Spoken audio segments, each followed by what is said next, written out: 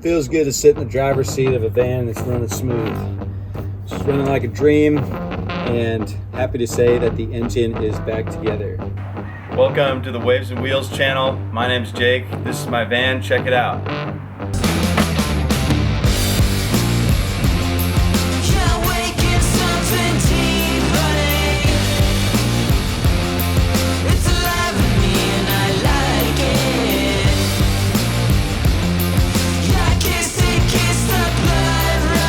This video is the engine refurbishment that I've done to get this car running smooth and mainly stop leaking oil.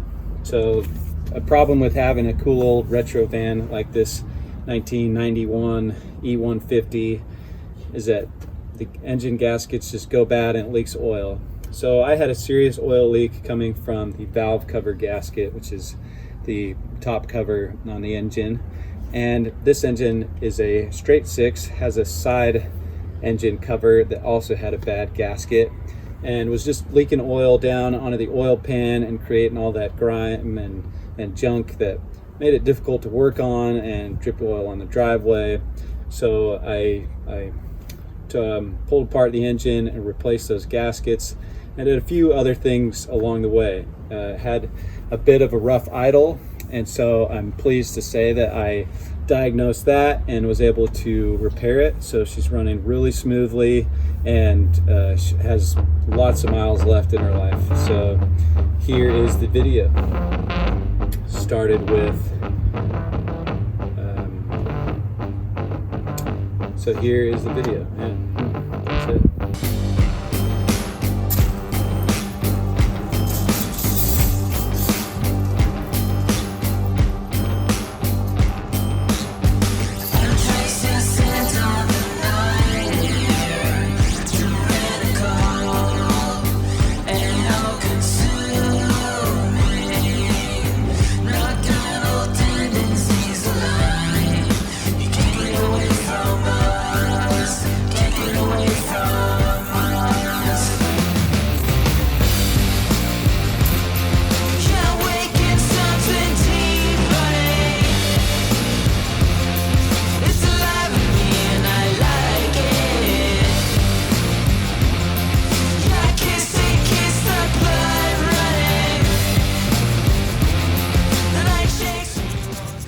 Well, now that I've got my Ford van put back together, just want to show you guys what the cure was to a surging idle.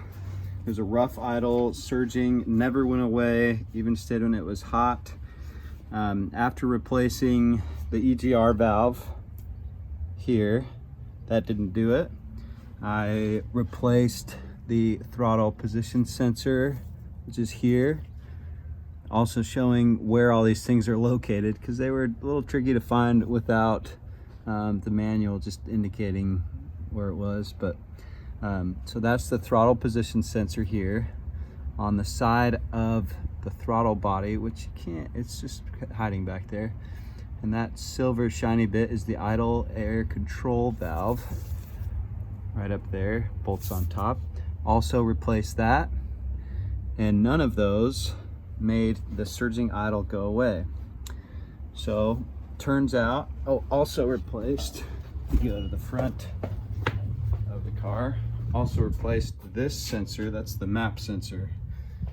Okay, so all of those change the amount of airflow and affect the idle, and except the throttle position sensor, that was the last one I changed. That would be an issue besides idle generally, but just it was worth a shot. And so it turned out what it was the two vacuum lines coming from the throttle body, which aren't really visible here, but the vacuum ports out of the throttle body assembly were plugged up with grease. So they must have gotten dirty at some point. Someone took them off, got some gunk in there. So it's possible to just remove those and check inside the vacuum line, or just unbolt the throttle body assembly altogether. It has 4 bolts, but there's the throttle body assembly back there. It just has 4 bolts. You remove it And then the throttle cable just pulls off. It just pops right off. You just pull on it. So this is the Ford 300 cubic inch, 4.9 liter inline six. It was this is a 91, so that is from years, from the 80s to 90s, whatever. Most of these are all pretty much the same. But anyway, I hope that's helpful to you guys, and thanks for watching.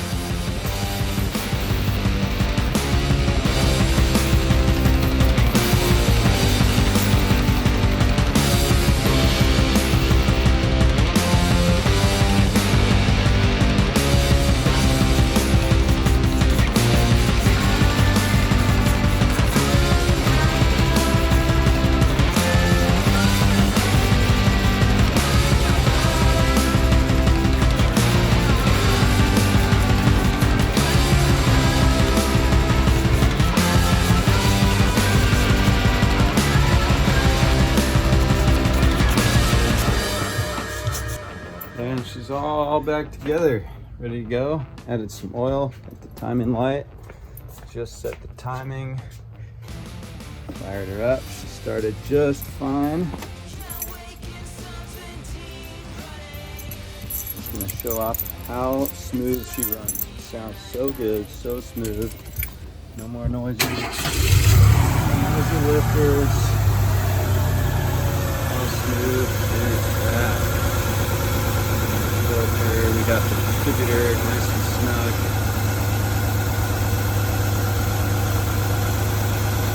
She just fires right up, idles so smoothly.